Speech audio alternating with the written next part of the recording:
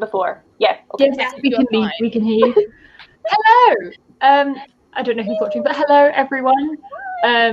This is the live show for Days of Fun Starlight by Laini Taylor. Second live show for DoSaBalong. 3 out of 5 of us have read it.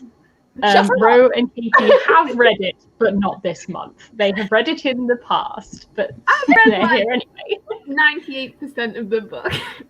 They could have totally flipped that. Near enough.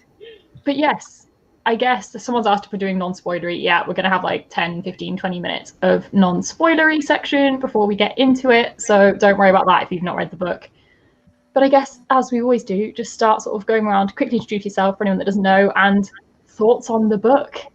Do you want to start, Spoofs? Okay. I'm Spoops, also known as Holly. I have a booktube channel, Spoopy Hall, and I rated this one 4 out of 5 stars. So I'll get to that soon. India? Oh, hi. So I'm India. My channel is What India Read. This was my my second Laini Taylor book, because obviously the first one, but I had to read them both this week. So it's my first experience of Laini Taylor, and I am obsessed. And I gave this one 5 out of 5 stars as well. Converts. Yeah, literally every time I see one of you put like a Goodreads rating up of 4 or 5 stars, I'm just like, I made such a good choice making you guys read these books. Right, Ro.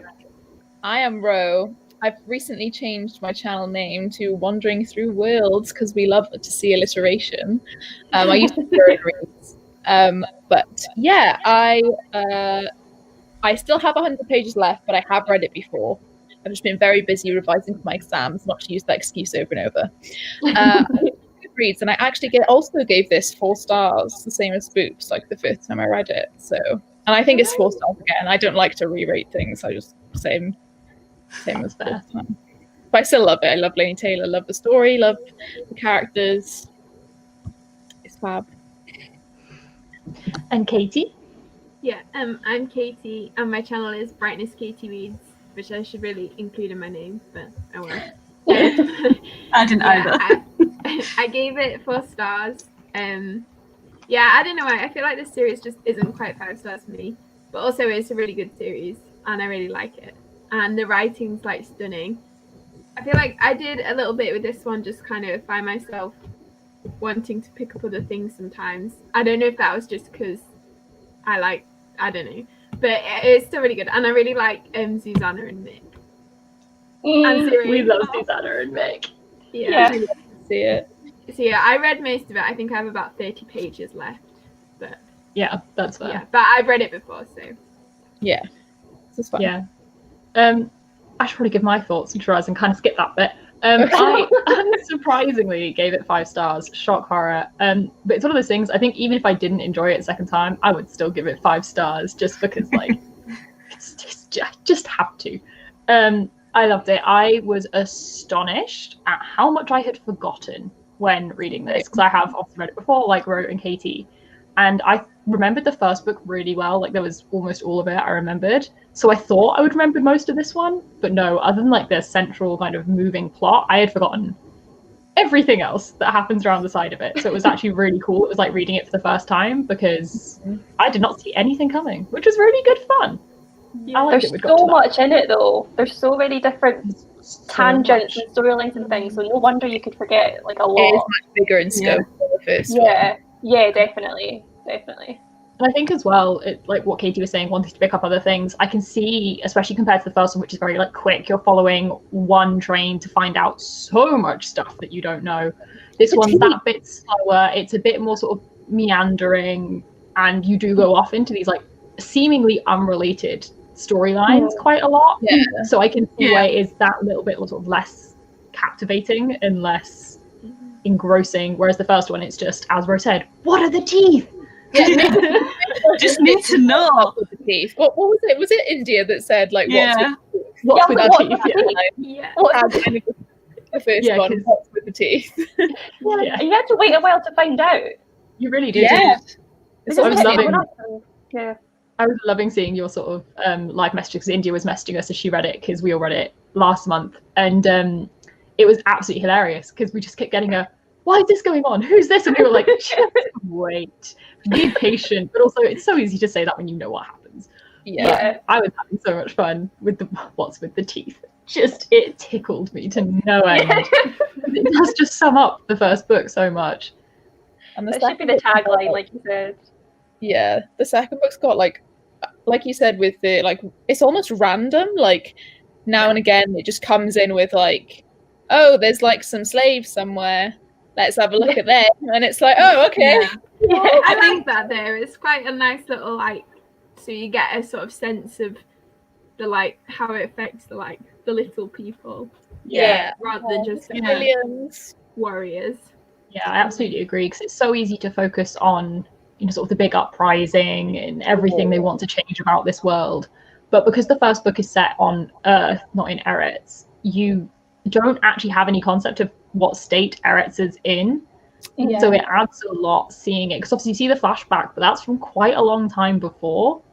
So it's interesting seeing like almost like an update of this is where we're at before we get into all this, and why things need to change as urgently as they do. Yeah, I think that's why some people might not. It's not slow, but obviously there's a lot more world building. So there's a lot more like that has to be explained, a lot more that has to be described. And I know some people like struggle with that sort of part of fantasy. So it's like, we were all thinking the same thing. I think if the end hadn't like compressed everything that we were reading before into, oh, that's why that was happening, I think I might have given it even a 3, because I did like, because I'm not like as well in fantasy as some people are, I do struggle when it comes to world building, and there was a lot of like setting things up in this book, and I'm so happy that it all kind of came to a point at the end. Otherwise I would have been like, where even am I right now? But yeah, I enjoyed how it all came to one conclusion, so I think that's why I gave it a 4, because I did really enjoy it, but I did enjoy the first book a little bit more. yeah, I think I like in my head I sort of knew like the overarching like plot of the series, and I think I was a bit confused. I thought some things that I think must happen in the third book started happening more in this book, just like with the whole to kind of how it ends. I thought maybe there was a bit more of that in this book, but you know, I kind of liked the like maybe slightly slower pace, because I really like the whole thing in the desert. I thought there was a lot of that though. There was a lot of, That's and true. I almost like, I had a bit of a bad day today. Like, you know, just in general, when you just have a bit of a bad day, it's fine, I'm okay. But like, I was reading the bits where like Thiago was just being a dick, and I was like, oh, do you know what? Like, this is a lot. I was like, he's just being a dick the whole time, and it's just like it was hard to read, and it's like almost gaslighty to cut the whole time, and you feel gaslighted yourself, and it's like, I hate you so much. Yeah. That came as a shock when Thiago was being the biggest dick ever. Like, I won't spoil it yet because we're on the non-spoilers, but that moment when he was like the biggest arsehole in the world, that came as such a shock, and I was like, what is happening right now? But what you were saying, Spoops, about my brain's gone. My brain just gave up halfway through a sentence. About it sort of wandering off and then coming back together at a point. I think, although I don't think this book suffers from middle book syndrome, I think it was verging on that edge because there is so much setup going on. You're learning about the world, but Laini Taylor does a very, very good job at still having like something for you to follow all the way through, and as Spoop said, like bringing it all very well together at the end, so it feels like you've still achieved something, you've still moved forward quite a lot in the plot while setting up the third one. But I do also appreciate that there is a lot of setup going on. Yeah, I think particularly with her writing style as well, I find it easier to read a lot about the world building and everything because I just really enjoy her writing. Whereas with other people, their like world building and their description could just be really boring because I don't like their writing style. Very info dumpy, yeah. Whereas hers is like, I remember reading, there's literally just one line, and it's like how the angels call a certain other set of angels like blade breakers. Yeah, and it just said, we call them blade breakers because of this, and that's like complete exposition. Like, it's not even like showing, not telling. But I didn't give a shit because I was like, yeah, they're blade breakers. Like, But even something like that, it's so cleverly done because the term she chooses to use is basically something really funny and petty. So it makes you love it instead of think like, okay, cool, you just told us something pointless. I just love this comment. Yeah. I'm gonna keep it in. I said he was just being an asshole. That's not a spoiler. Like the one exact moment, I was like, Yeah, when like, he was being the biggest asshole. We've been moving an arsehole. but we all solidly agree that we hate Thiago. I almost hate the way it's written though, because I said this in the last live show, like, because the way Karou thinks of him, she still at the beginning like calls him handsome and stuff, and I'm like, stop. I don't want to think of him as handsome. I want him to be ugly. And that almost does add to it as well, because he's got this such like fake persona and, you know, like handsome dude and like very like toxic evil underneath, but he's got this calm mask and like he looks so good. But then there's like also you remember that he's really weirdly like prejudiced against more beastie Chimera, and he prefers like the human look, and it's like very someone who's in their original body having been reincarnated. There's some racist tones there somewhere. I know there is. There was Susanna says at one point, it's like anyone who wears that much white has issues. Yeah. I love Susanna so much. Yeah. Absolutely. But, yeah, what you're saying about it's interesting seeing sort of the duality of him. I think it's a really well done point of showing his charisma, because you need to understand why so many people follow him and are on his side, because everyone other than Karou does. And so I think it's really helpful, even her slightly questioning that, like, oh, maybe he's trying to be nice, maybe he is just charismatic, all of this, because it makes it believable people would follow him. Because I feel like in a lot of fantasy stories, the evil guy has all these followers and you're like, why would anyone follow him though? That makes no sense. Whereas you can tell this is the typical almost like politician style, has all the charisma, says all the right things, can get everyone on side, but it's actually just pure evil underneath. I think it's also like the typical kind of like manipulator abuser type thing, where often to everyone else they're kind of outwardly they seem like okay, but then to the person they're after.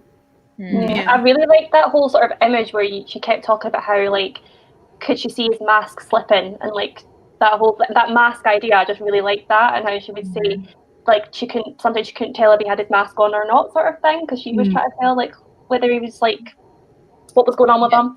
But yeah, I just like that whole imagery that she used for that. We love imagery. I just love Laini Taylor's writing. Her writing's always just absolutely exquisite. It is really beautifully written. I'll give it that. The images she uses, sometimes she says things and I read a line and I'm just like, it's just so well done. I just have to like appreciate that line for a second before I move on. Yeah, I do the same thing. Like I hid up at a few bits. I was like, I like the little bits that she puts before like a new part of the book. You know, those little like the ones things with all yeah, I love those. Nice. Yeah, they're really, really good. And it's like poetry the way that bit's written as well. But then obviously it sets up what you're about to read. Yeah, love that. Love that. Chef's kiss.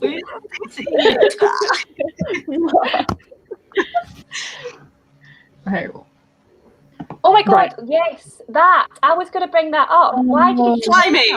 Slimy man! It's such an ownership thing. Well, it's both ownership and it's a manipulation tactic, because it's quite a known thing that if you say someone's name, it brings them into the conversation more. Like if you're trying to get someone to listen to you and trying to get someone to do what you want, you're meant to use their name a lot, because it like makes them feel like you're noticing them and you're valuing them because you're actually addressing them. So like he is definitely doing that. So you're like, see, I'm noticing you. I appreciate you. Do whatever the hell I want.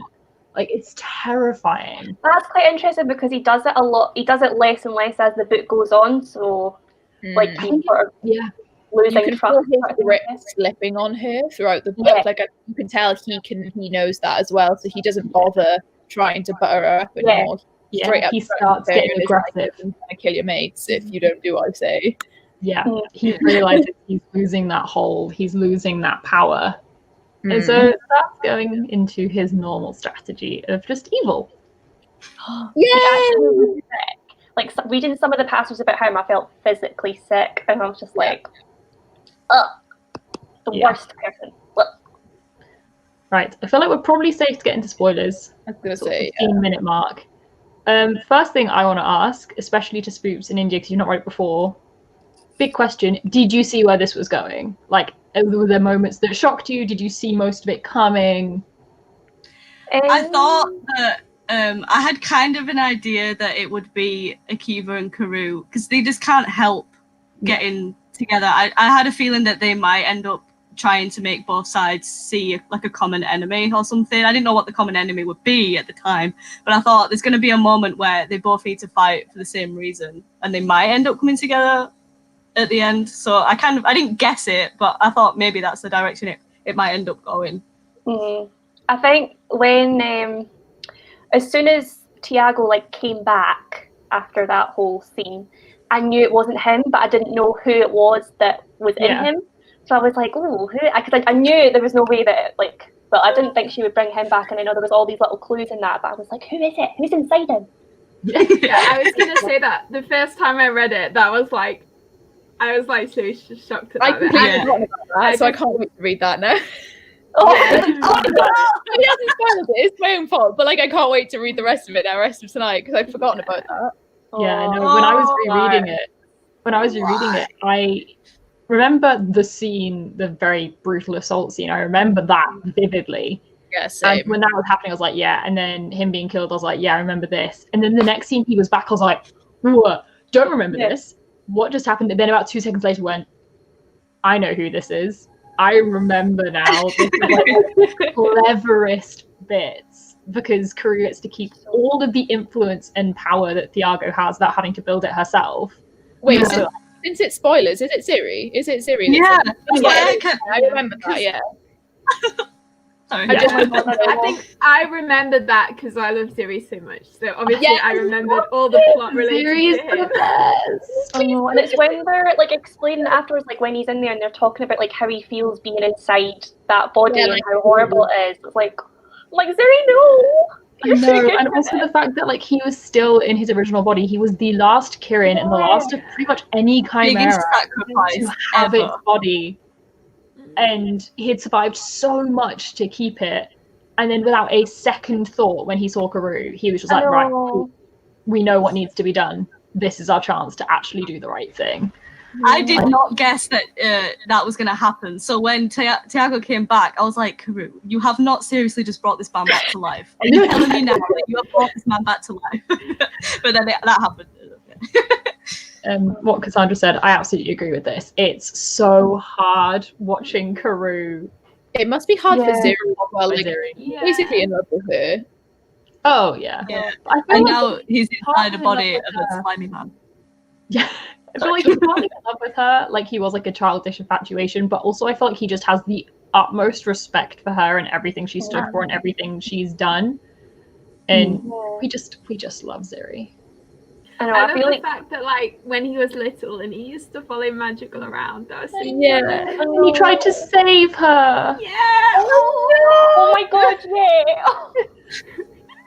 Too much. Babe, you're not going to get anywhere, but you tried. Oh, you were 12, honey. Like, what were you going to do? Oh, gold star for trying. Gold star for trying. One of the things things like that meme, like you tried. I was going to say one of the things I didn't see coming was that whole bit where Akiva goes to kill his dad. I did not realize that was a setup. I did not see that coming. I didn't either, and I've read it before. I had totally forgotten that. Because I remembered him going to kill his dad. I knew that was the thing that was going to happen in this book. I knew that was a plot point we were coming up to, but I fully had forgotten. I'd forgotten what even is his name? The uncle. Jail. I'd forgotten him as a character completely. He had not stuck in my mind at all. So, yeah, I was definitely surprised. And I'd completely forgotten, which I think happens at the end of that scene, Akiva's whole, like, explosion, Yeah. I think I'd forgotten, like, Akiva had, like, full-blown magic. Yeah. I I'm think with really that scene, intrigued. like I remembered he went to kill his dad, and then he'd like done it, and I was like, I'm sure Hazel dies in this scene. So then I feel like I wasn't so surprised when JL came in and like it was a setup, but I hadn't remembered it. But I cannot get over it. Is it Hazel Hazael? Hazael. I just said in my Hazel. head. Yeah, I said Hazel the whole time. It was just I Hazel. had to stop saying Hazel because if I read it as Hazel, I would think it was a girl. So I was like, no, if you keep saying Hazel, you're going to get confused. So then I was like Hazael or something. Yeah, I've been saying Hazael, but either way, can we all just appreciate like why kill him? I know. Like, in the first book, I kind of sort of didn't like his brother and sister because they were trying to stop him, obviously. But then in the second book, I have so much love for them too now. Like it's unreal. If you just get a little bit of context of why they are how they are, then you totally end up falling in love with them, and that just absolutely hurts. And the fact he did it to like save Liraz as well. I know. And that whole scene where they take him to Karoo and they like really believe that she's going to be able to bring him back. Yeah. And then we'll do it. Where's the Thurible? And everyone just goes, what? What's that? Just that moment, that line. Okay, where's the Thurible? You just go, oh shit. I know. Like there's no chances there. But Hazael, in what you were saying, Spooks about not liking him in the first book. I feel like the reason I love him so much in the second book is that the second Akiva explained the whole story to them and then what he wanted to do, they instantly were like, yes. Like the second they knew, they were supportive and like, we agree, this has gone too far. We need to do the right thing. Communication. And I think Liraz is such an interesting character as well, especially like her arc throughout the kind of 3 books, and even just in this one. I think, in some ways, I think she's more interesting than Akiva. Like, I really do redemption. And, I'm excited to see more about her in book 3. Obviously, and how she reacts to this. I feel like I want to see how she reacts to like him dying and how that's going to change her, if it changes her. Because I think that was really interesting because she's this hard ass. You never see her really express any emotion, and you can tell she does care, but you never see it. And then it's that switch when Hazael dies, and you just get this like absolute raw. I feel like she doesn't know what to do with it either. She has no idea what to do with the emotion that's so much. And I feel like that shows you so much of her character, and it's like obviously you like her before then, but it's such a moment of empathizing with her because it's the first time she's actually shown like proper emotion, and it's just like you suddenly want her to be okay. Yeah, you just want to give her a hug. Now I'm thinking about something in the 3rd book. Don't say it. I'm not gonna say it. But probably thinking of the same thing. I don't remember. I literally remember nothing about book 3. I'm going in blind. India, on the last live show, it was just me on my own, having not read the rest of the series, and now you're here with me. I don't feel so. Because these things are like, oh yes, the next book. I honestly can't remember much from the last book though. Just as there's this random girl called Eliza who we've never met before. And I can't even remember her storyline, but I just remember she's there. No, I hadn't remembered that, but I've had a few people say like, oh wow, yeah, you're going to meet Eliza. I'm like, I cannot remember who this is. Yeah, I just remember a name. Yeah, it's so weird with these books because it almost feels like there is no plot, but then there is plot. Yeah. Like I can tell like there's like acts. Do you know what I mean? Like I couldn't tell you like kind of like in, a random example like Gideon the Ninth. I feel like I could tell you like a few different acts. Like this happens in the bit, this happens in the middle, this happens at the end. With these books, I'm just like here for the ride. I'm here for the characters. I just care about the character interactions, and I'm just enjoying it. I the think plot could be anything. The plot could be anything. I'm reading for the characters. Like I don't even care if there's no plot in book 3. I just want to see the characters again. Oh, Maya, you got it. I didn't notice that. That's so good. That. Yeah. Oh my god. We love a pun. We always love a pun. Don't worry that you can't see it, Alex. It was intentional. Like, you're fine. It was brainstorming that happened to get that. It was not just a coincidence. What was I saying? I was gonna say with the whole like wandering thing. No, well, like with the plot thing. I think it's partly her writing style. It feels very like, I want to say wandering now because I just. Well, it's very kind of meandering, and Yeah. I think that's just part of like her kind of way of writing. Style, yeah. I feel like what you're saying is like you can't make out better. Like acts. I feel like that's almost more realistic for this sort of plot of like coming up against something like this and trying to change the world, basically, because it's not like this big event sets it off and then this big event happens. It's just this slow change, gradually trying to get people on board and like work towards it in a sustainable and realistic way. And I don't remember, but I'm guessing there's going to be some sort of war in book 3 because it's a fantasy book, so there probably is. Surely. But I like that it's not just like battle after battle after battle to win people over. It's much more of a like soft approach. People based. Yeah, I was gonna say in this book, I actually quite like all the stuff in the like, is it the Caspar? So you're getting, because I'm like a sucker for politics in fantasy books, but I feel like you really get a sense of the kind of dynamics between like everyone and how their like treatment, how their attitudes to Karoo are, and sort of just that whole thing. You really see the like tension brewing. And I hate that they all thought that she told the angels about her reaction. It pisses me off so much. I'm like, say that. I'm like, oh my god, he's such a liar. I hate him so much. and the fact that like Karoo thought that they all hate for her betrayal. Yeah, maybe that was she just thinks it's because she was an angel lover. Like she just thinks it's because of that. Yeah, she gets stuck in her own guilt as well. Like she's got so much shame. Yeah. Oh and no, then Jordan's message is like, you shouldn't feel shame. I think what I was thinking of is when like Thiago tells Karoo that the others are just taking time to like warm up to her, and he's trying to persuade them. But then he's told all the others actually not to interact with Karoo. Yeah. And that's just like, I want evil man. Slimy. Slime ball. Disgusting. However disgusting he may be, he is incredibly clever. Oh, like, he knows how to win people over. He knows how to get his way, which is one of the reasons I love so much when Karoo just goes, you know what, screw you. Yeah. Like, you're not having this anymore. You've lost. It reminds me of, have you guys seen Sex Education? Yeah. The main character, I can't even remember her name, Maeve. She reminds me of Maeve. Yeah. Like, we're just going like, completely in this book at the end.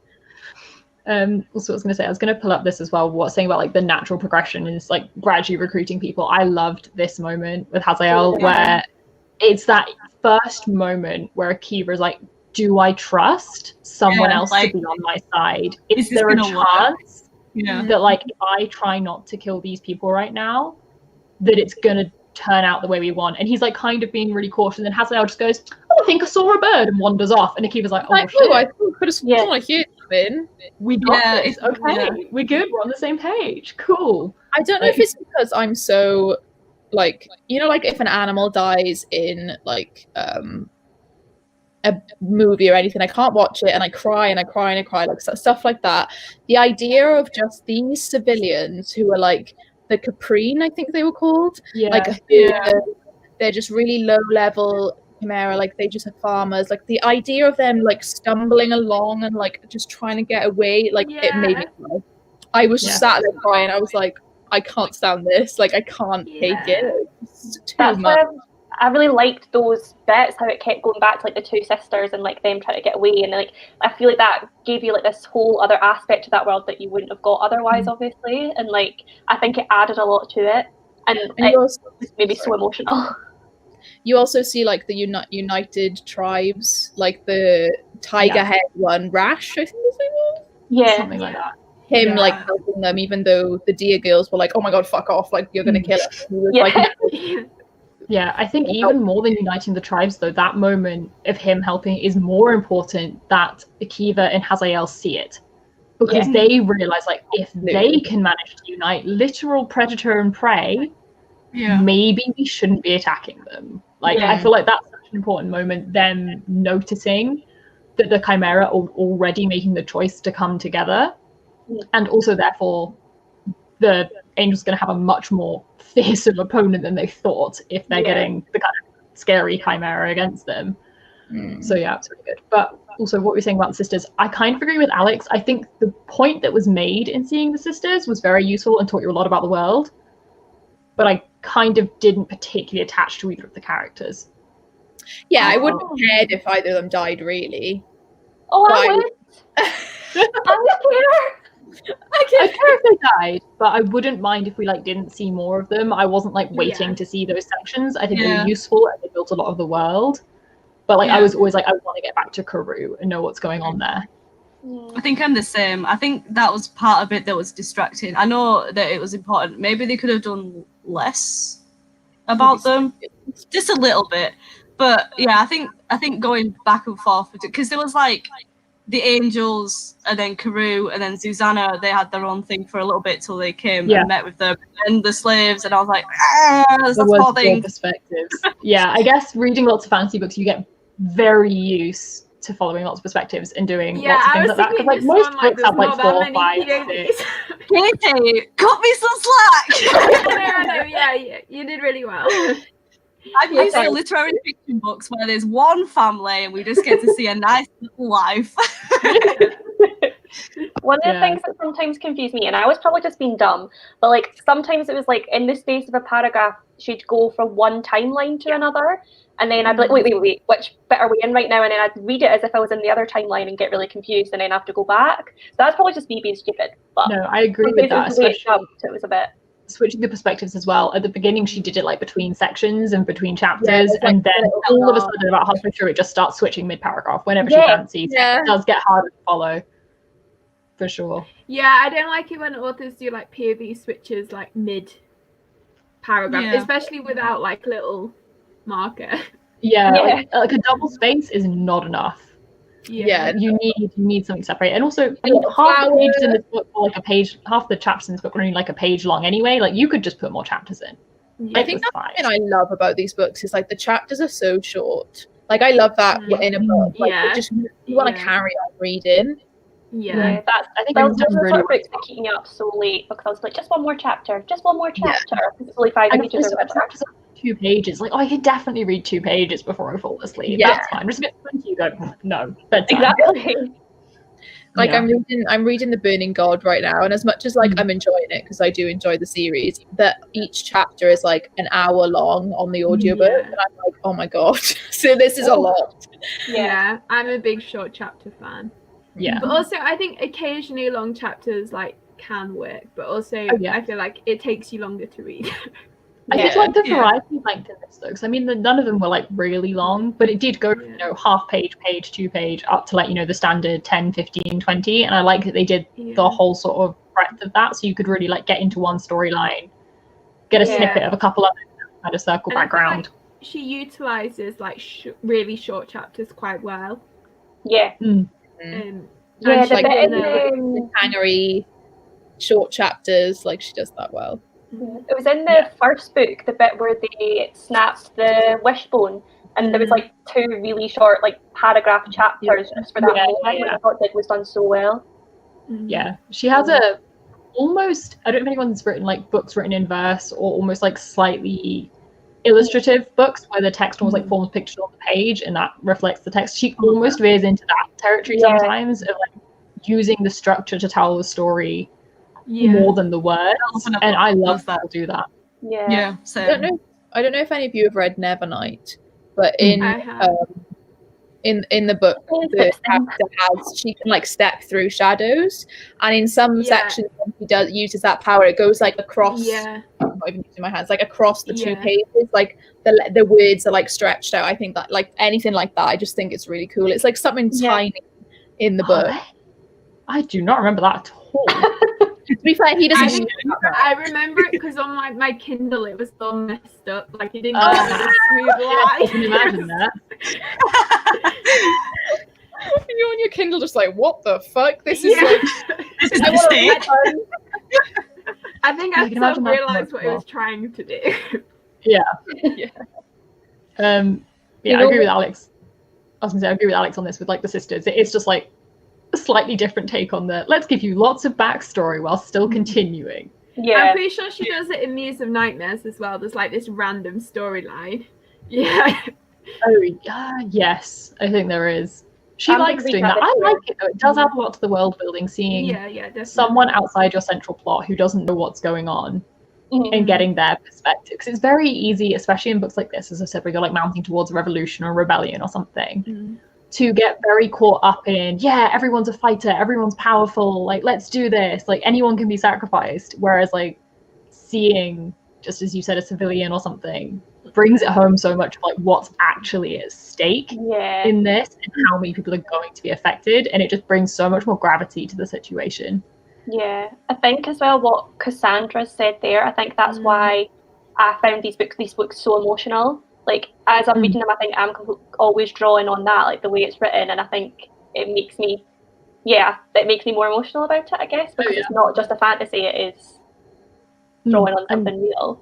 Yeah, I mean, it was especially in the first book they sort of touched on this of when Akiva was explaining like why they were at war. He was like, well, we gave them technology which they needed, and therefore we own them. And it's like, A, they didn't need it, they had a perfectly good culture before that, and B, that does not mean you own them. Like that's what they're all about. So it's the whole idea that the angels came and like took all their land or whatever, but then that was straight away that was theirs, and the fact that the Chimera were going to rise up, they were the bad guys for wanting to like take back what had been taken from them. Does that make sense? It's tough though, because when you're actually reading the book, you're like, okay, so the angels are kind of being dicks, and then you're like, oh, but Tiago's such a dick, and it's like, well, we need to root for the smaller Chimera, not Tiago. He can go away. That's the thing. Like, I love that though. It's not good and evil. There's evil on both sides. There's so much realistic. Definitely. And I think there was a line, I think it was in this one, it might have been in the first one, and I think it was like a flashback, and it was either Brimstone or like the original Warlord was maybe, I think it was like a flashback when like Brimstone and the Warlord were being killed. I think in this one. And they were saying something about how like they didn't want like this mass war, they just wanted their like land back. The Joram said to him something like, you will never have, you will never be something. It was something weird, like you will never have your lands, or you will never take over this, or something like that. And he was like, that's never what I wanted. Or maybe it's like, you will never be emperor. Something along those lines. The angels basically feared something that was never going to happen, and so made Chimera completely oppressed to stop something that wasn't even an option. And it's just the epitome of if you actually just communicated, all the Chimera wanted was to get on with their lives. Like, I mean, even like they did want more than that, colonizer behavior. I think what you were saying about there being good and evil on both sides, one of the things that I love most about this was like the whole idea of the misbegotten, and like how that's all done, and like not only like his children who are just basically seen as weapons, not even as people, but also the women that were used to like create them as well. And just that whole idea I just found so interesting, but obviously so sick as well. That's reminded me as well, did we all love the moment when the Seraphim tried to wage war on, I can't remember the name, but Akiva's lineage basically, and they sent back a note saying, we don't want to go to war with you. The Stellians. I really like the Stellians, even though they're just like this kind of powerful force just off in the distance, like we're too good for you. I love that, like, we're gonna wage war on you. Nah. I like Get some fruit instead. Have some fruit inside his food. But I really like even poisons or anything of his own soldiers starting to be like, I don't know if I am like all on board with this, because like even when it was just like the harem lady going across, and like the one soldier was like, I don't know about this, and then like they got in and he had like killed her in a fit of rage. And then it was like you can start to see the seeds of doubt like being sown in his own I think also on that point though, it also sort of shows the like almost brainwashing, because like people might have these thoughts individually, but then no one speaks up about it because it's this like big kind of cult of like peer pressure. I don't think that's the right word, but like no, but they specifically say that there's 6 people in the guard. In case someone tries to let them go. And I think it's a bit the same with the like Chimera, because you can tell some of them are unhappy with Diago, but no one's going to say anything about it until Karoo like says join me or whatever. Well, there was a moment, weren't there, when like a couple went onto Karoo's side. And they got chucked in the pit. Yes. Okay.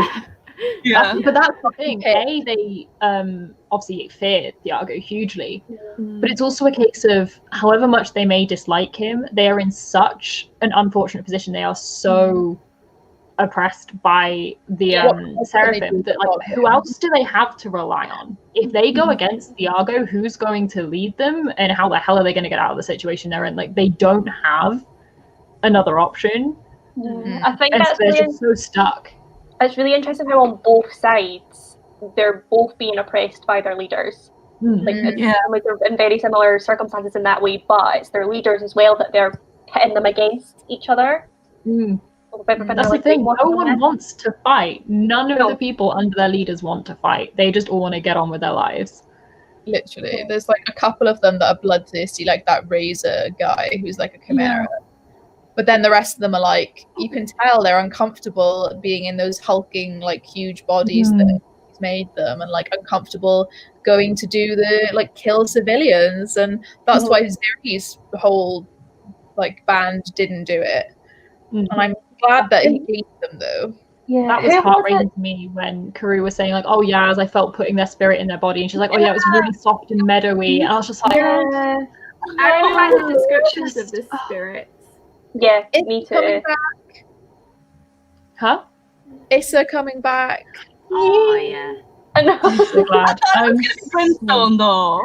I know. No, I actually had a big discussion with Alex about this. We were DMing about this. And we agree it made so much more sense to be Issa, because Brimstone would have done tough love. He would have done let's get on with this, and that is Karoo needed one person to actually be nice to her and say, you don't need to feel guilty, you did the like she needed the motherly love, not the let's get this shit sorted out kind of Brimstone harshness. I love Brimstone I know. so much. I love it.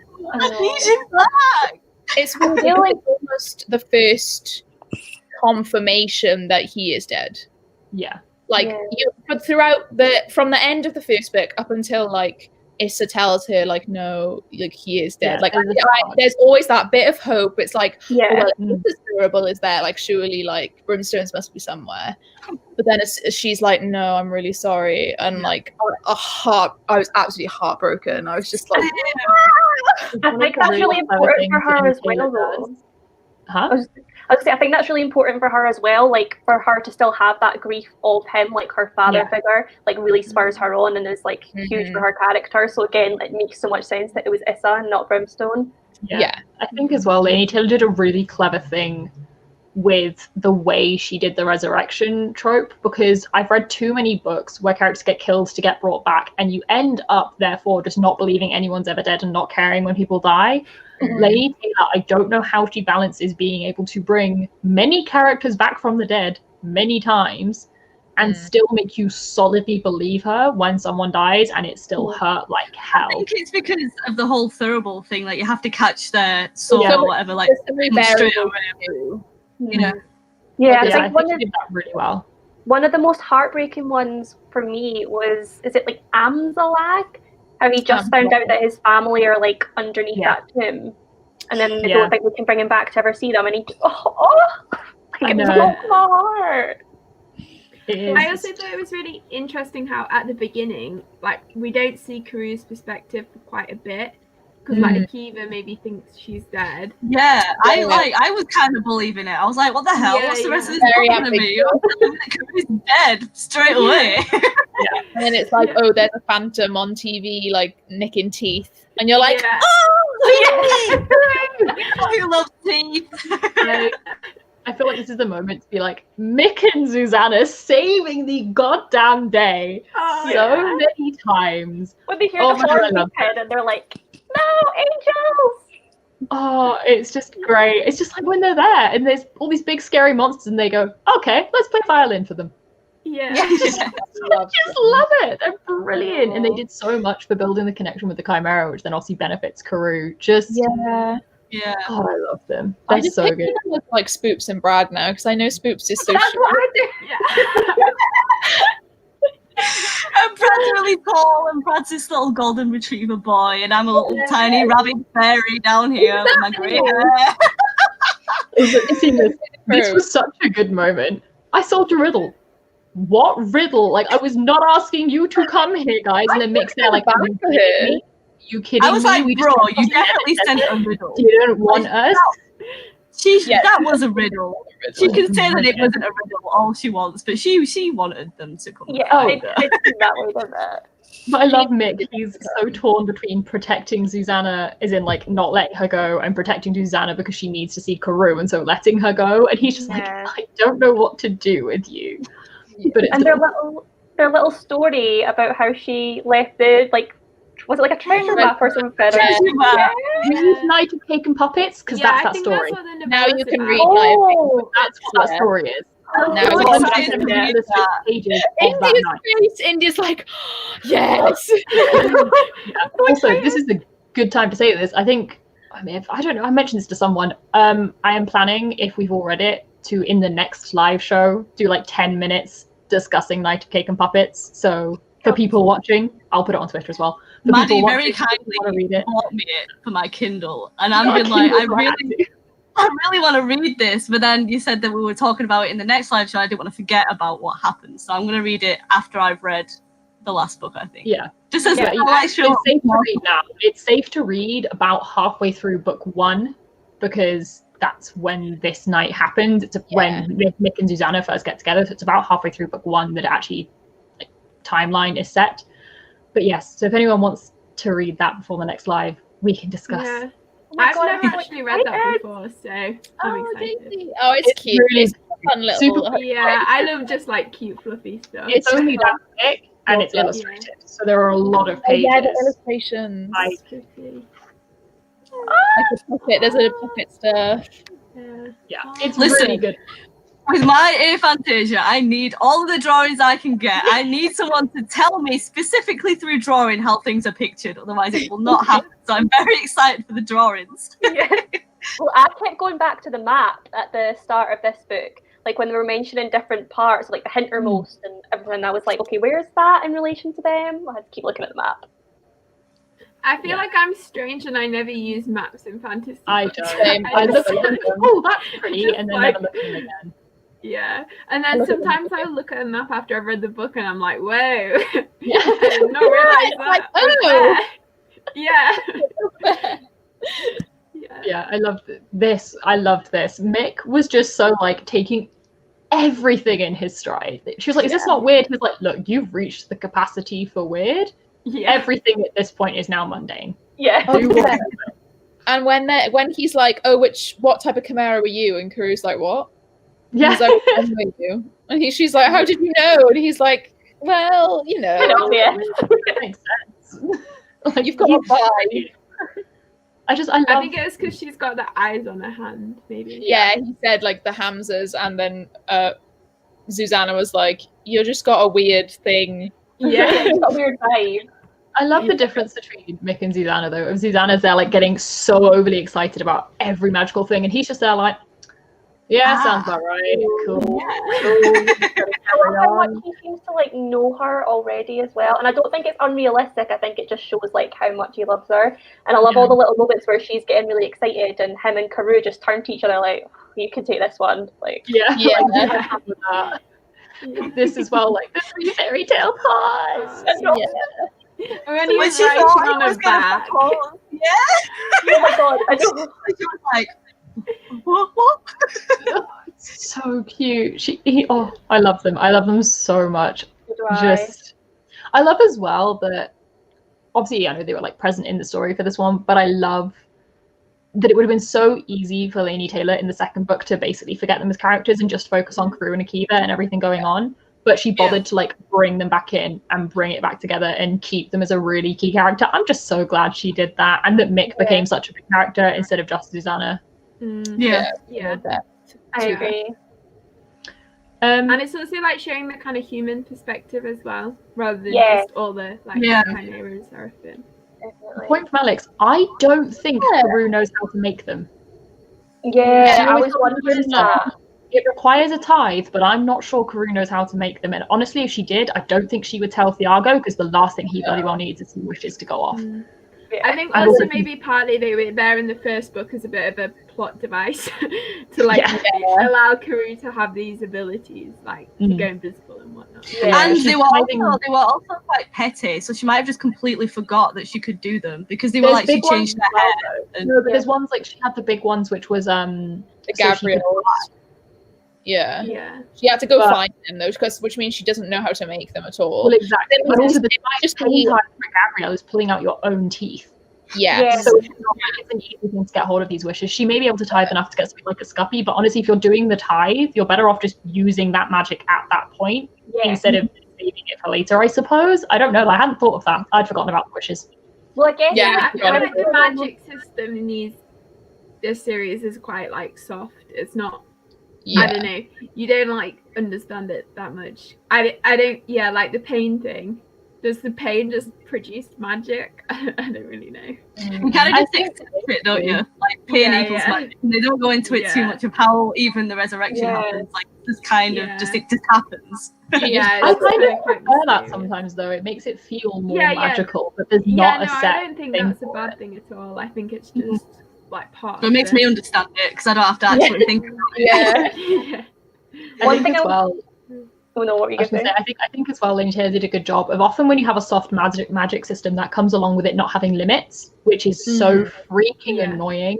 You can just do whatever you want with magic. I like that because it's a pain tithe, even if you don't fully understand how it works, you know that there is a limit on that. There is only so much magic you are going to be able to do when the payment for it is like pain in the moment. So I feel like she does a good job at managing it still. All I could think about was the fact that I have like quite a painful shoulder. You're a Kiva. Most of the time, like a Kiva, and I was like, I could just do magic like all the time.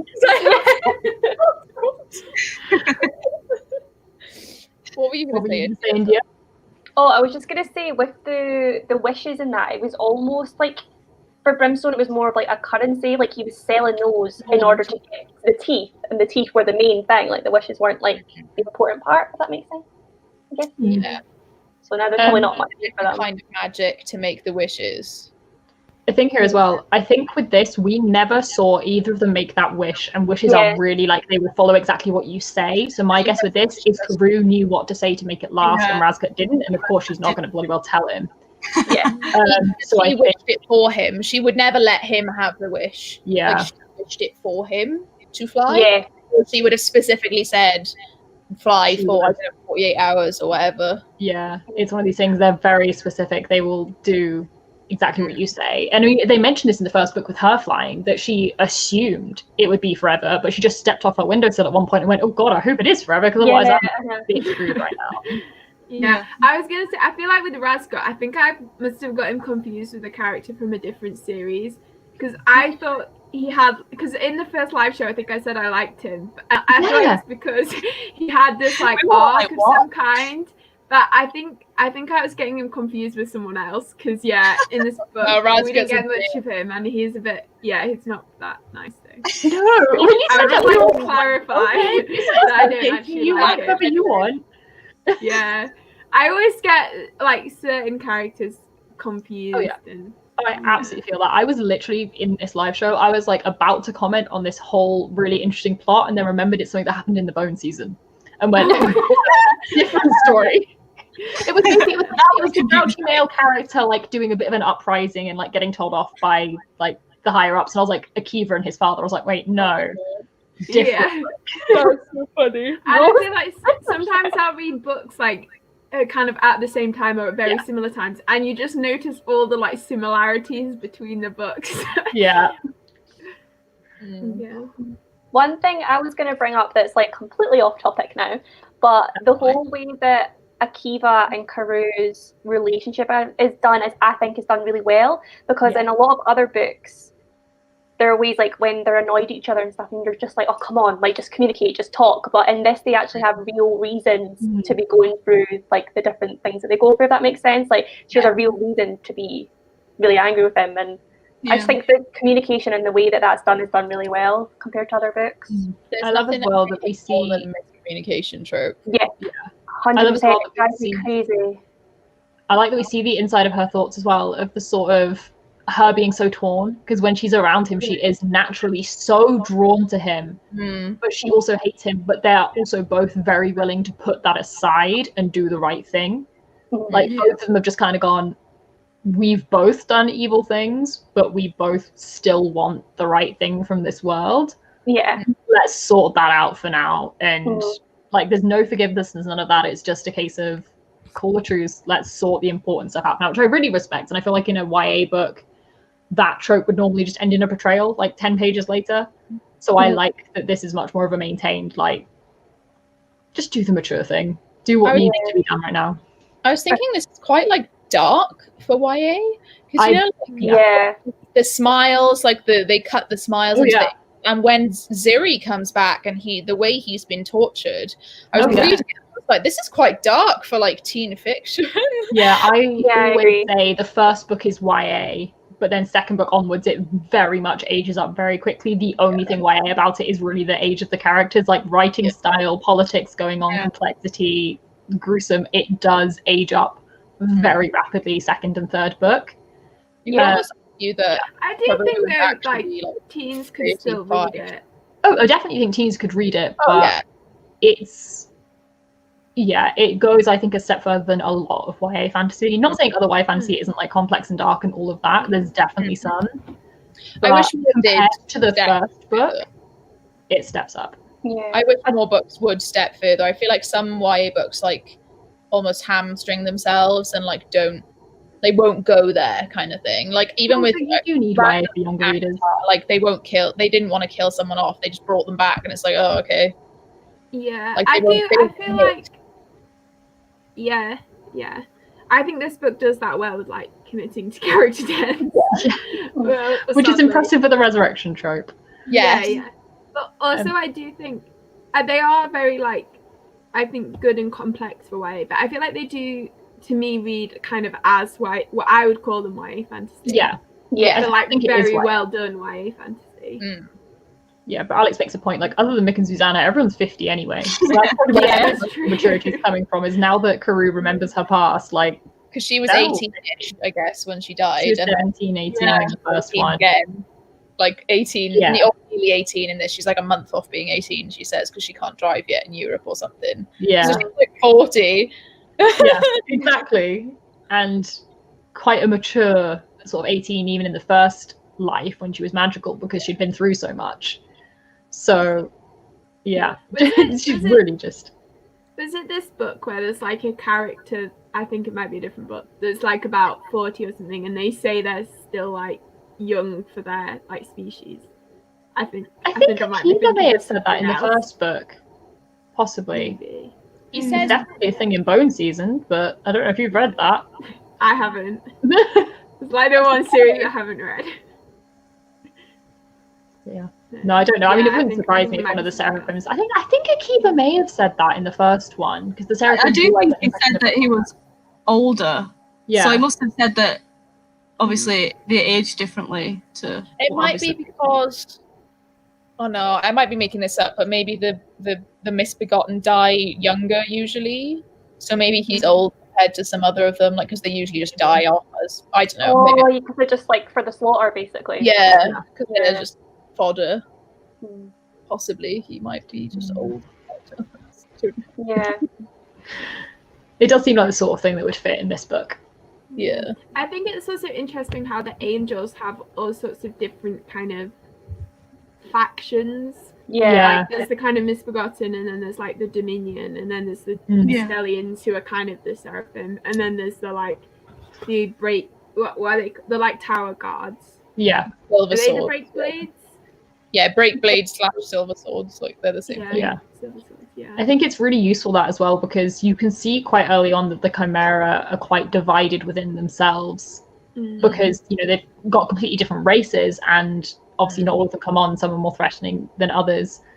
So I think it's really interesting seeing that paralleled in the Seraphim, because it would be way too easy from the first book, when you don't see any of that, to assume that it's Seraphim versus like these different bits of Chimera, versus actually like they're both these really complex sections themselves, and they've got so much going on within themselves.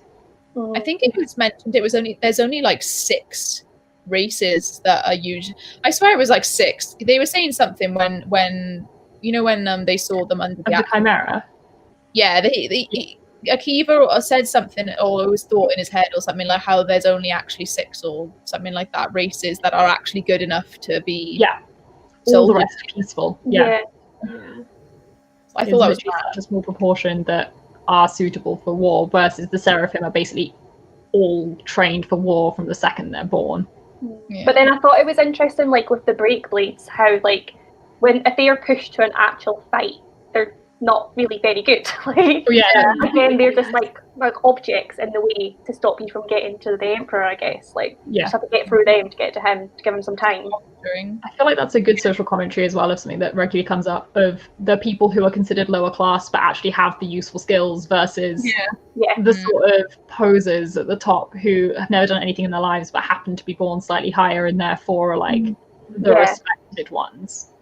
Oh, I just remembered as well something that I'm excited to know more about is like Festival, his mum. How I feel like we've there's so much to learn about that, isn't there? Yeah. I don't remember that at all, so I'm very intrigued and excited. I'm so excited. Every time that kept coming up, like tiny little bits about it, I was like, "Ooh, what's gonna happen?" I also think Festival is such a cool name. It's a really good name. Yeah. Definitely. I'm very excited to read book 3. And isn't there remember like nothing about how this ends. Yeah, I think there's like a single line in this book about the like young Stellian queen was like looking out over the water. And, I only remember the epilogue of the last book, so I remember the end, but I don't remember like how it gets. You remember that? I'm excited. I don't really remember the end. I mean, there's something I'm assuming. And I sort of remember how the like Seraphim came to be in Eretz. Oh yes, I remember that as well. But in India, don't. I'm with you two. I'm with you two at the moment. And I have no memory. I remember like certain things, but I don't really remember what happens with like the main conflict. I really want to read it now, but then I won't remember it for the live show. So I know, you gotta wait until like a few days. Yeah, I've been reading it like right before the live show, because otherwise I would get everything. Yeah, but you've then been I'm to the scared first I'll forget two as things about the second one when I go to read the third one, and I'll be like, wait, but surely a month. Surely I can't forget in a month. Like, no, you'll be fine. You'll be fine once you start reading. Well, it's fine. Okay. And we'll be like, oh yeah, no, it's this, and you'll be like, okay, and then carry on. See, I even like put a question in the group chat, like right at the beginning, where I was like, guys, I'm being dumb. Like, what's happening here? And then you explained it to me, and then like 2 pages later, the book explained it to me, and I was like, I just waited. That's about how these things go. She's good at like reiterating something a few pages later, just in case. And like, because it's a reread, I found like that wasn't helpful this time for me, but probably first time I was like, oh right, okay. Like, I can confirm it's helpful. But it's also weaved in quite nicely. It doesn't feel like she's doing a recap, which a lot of books do end up. I was going to say that, like, the way she does it, it's just like little bits that you really do need to know, whereas some books, like the whole first like 2 or 3 chapters are just a recap of the book you've just read, and it's like, okay, I don't need this. Right, well, we will all be reading that next month and seeing how we get on. As well as Night Cake Puppets. I'm so excited for that. It's going to be so adorable. It's really cute. It took me about 40-ish minutes to read, so it's quick. You can fly through it. But yeah, I'll tweet about that as well for anyone that's not in the live who may want to read it. But yes, I think that's it for the month. So we'll be back here in approximately a month. We have not set the date for the third one yet. No. First weekend of February, most likely. Most likely, assuming I am not deceased. We will see. We will see. But yes, thank you all so much for joining. Thank you to everyone who watched. Yeah. I'm so excited to read the third book. I cannot wait. I'm very curious. I'm curious to see how it's all going to wrap up at the end. I know. If it's going to leave me wanting more, or if it's going to be like nicely wrapped up. Because some series, I'm like, I can't believe this just ended. Yeah. I don't remember, but I don't remember hating Laini Taylor either. So I think you're probably okay. So But you I think? think it's anyway. It better be. I hate that. I hate when you get to the end and you've got so many unanswered questions. Top That'll tip, make don't or read break Wilder for me. Girls. Do not read Wilder Girls. That is on my TBR. Good luck. Where? Did I not get that for Christmas? I feel like that was in my haul. Good luck. It's not there. Is that the one with like Anyway. a scratch across the... No. Yeah. Yeah. Kind of. It's like split. The I was really face is excited on about that, guys. It is a really good book. Just good luck. Anyway, we should Anyway. this is not the point of the live. Yeah, thank you. So goodbye, everyone.